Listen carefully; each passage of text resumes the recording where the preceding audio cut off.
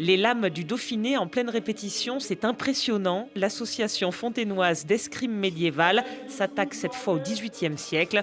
Leur prochain spectacle, c'est Le Roi arrive. Et pour l'arrivée de Louis XV au château de Sassenage, il faut que tout soit prêt. On prépare tout ce qu'il y a à préparer. On a Monsieur Coq ici présent pour préparer la cuisine. Et moi, je suis Jean d'Alembert, le philosophe de la maison. Donc c'est vrai qu'on est censé animer ce château au mieux qu'on puisse, et avec des combats, des histoires. Voilà. Donc c'est super intéressant pour venir. Il y a une trentaine de personnages dans ce spectacle et celui qui va devoir recevoir le roi, c'est le marquis de Sassenage. Charles-François Béranger de Sassenage. C'est pas rien. Non, c'est pas rien, c'est une grosse responsabilité, effectivement. Oui. Pour ce spectacle, les lames du Dauphiné ont dû faire beaucoup de recherches, comme d'habitude, autour des costumes et des armes. Ils ont donc appris à manier toutes sortes d'épées, la rapière, la dague, et mieux vaut ne pas se rater pendant les répétitions. C'est vrai que les entraînements, on le fait rarement au costume. Et comme on peut le voir, les costumes sont plutôt amples, on a des choses qui bougent et tout ça, donc il faut le faire de temps en temps quand même.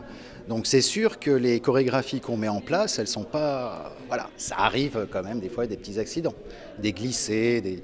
Oui, il y a du contact. Ah, il peut y avoir quelques accidents, mais on fait tout pour que ça n'arrive pas. Ça a l'air facile, hein, fluide. En fait, ce sont des heures de travail et une rigueur sans faille. Ça, c'est le maître mot un petit peu de l'escrime, la précision.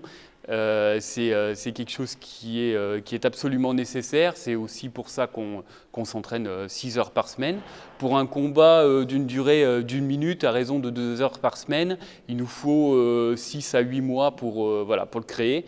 Donc ça montre bien qu'il faut être parfaitement précis avec son partenaire et dans les actions qu'on mène. La femme de Maxence, elle joue la marquise, un des premiers rôles, grosse pression. Au début, on stresse beaucoup, puis après, c'est la rigolade. Hein. On a les amis à côté qui nous disent « Allez, ça va bien se passer ».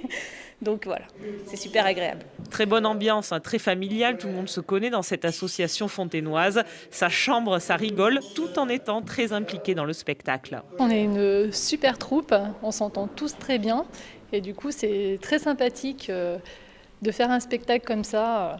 On remonte le temps et on oublie tout en fait. Ces 6 heures d'entraînement par semaine, en fait, c'est un peu une échappatoire magique, des moments où la pression du quotidien retombe. On change de peau, on change d'habit, on change de peau, on change de personnage.